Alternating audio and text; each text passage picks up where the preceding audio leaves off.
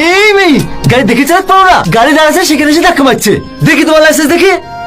Licence নাই sir, আমাদের এখানেই বাড়ি। এটা প্রধানের বোন। প্রধানের বোন দেখে আইছে? প্রধানের বোন বলে মানুষের জীবন নিয়ে খেলা গেল, লাইসেন্স পেয়ে গেছে নাকি? টনি, তুমি পুলিশ অফিসার হয়ে গেছো? একজন গরিব ঘরের ছেলে পুলিশ অফিসার হয়েছে বলে তোমার খুব কষ্ট হয়েছে নাকি? এত বড় নোংরা খেলাটা খেলেও আমার সফল হওয়াটা আটকাতে পারলে না, তাই না? আমি কিন্তু তোমার সফল আটকে যাবো। তুমি যে ভাবছো সফল, আগে আমার কথাটা শোনো। আমার সামনে আর কোনো নাটক করবি না। কনস্টেবল, গাড়ি স্টার্ট করো। কি হলো, তুমি গাড়িতে উঠলে কেন?